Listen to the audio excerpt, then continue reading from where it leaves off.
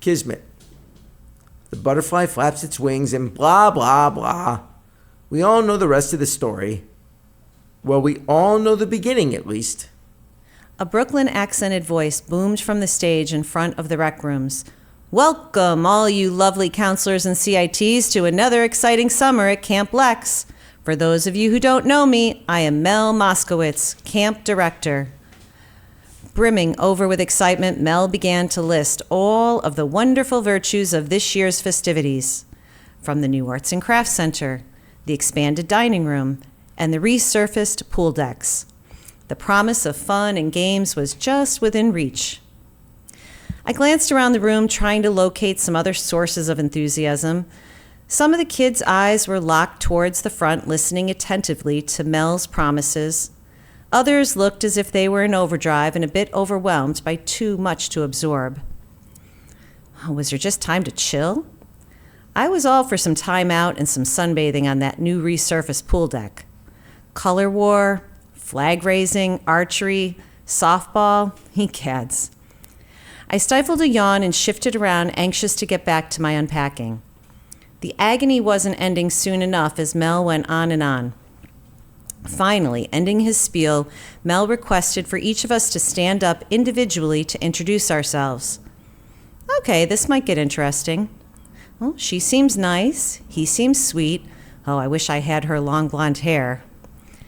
Hi, my name's Ed Salmon, and I'm really happy to be back this summer at good old Camp Lex. Looking forward to seeing you all at the rifle range where I'll be teaching you to shoot straight. Whoa! There stood an Adonis, a sex machine, a gorgeous specimen. He is a Paul Newman lookalike. Wait a second. Did he say that his name was Ed Salmon? OMG. That's the name my parents told me was their friend's son.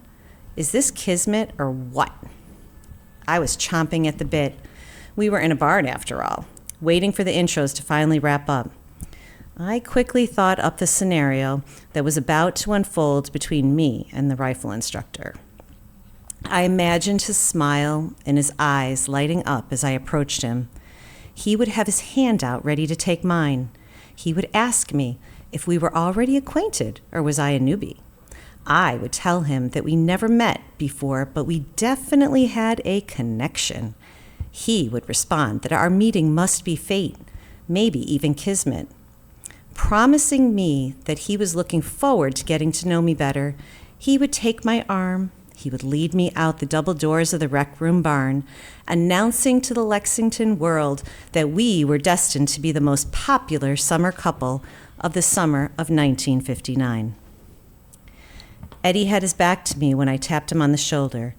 He turned, a bewildered expression on his handsome face. Hi, he said. Do I know you from last summer? No, I shook my head as I tossed my hair sexily aside. But we do have some people in common. I squeaked as my hair fell back over my eyes. So much for my attempt at a provocative flip of my golden locks. My parents are friends with friends of your parents who recommended this camp because you told him how much you loved it here. Well, that was an earful. Nice meeting you, though. Hope to see you on the rifle range. His body was turned halfway towards the barn door, his voice trailing off after him as he made his way towards the lanky teenager who was leaning against the barn doors. My hands dropped to my sides in defeat as I realized that my little scenario didn't go exactly the way I had planned it. I walked alone through the double doors of the barn. Out of the corner of my eye, I spotted him as he put his arm around the shoulder of that cute girl with the long blonde hair. Just a pebble in the road, I told myself. I was naive, and I was fueled with youthful confidence, and I was more determined than ever that Kismet never failed. And so I chased Eddie all summer until he finally caught me. Kismet, I suppose.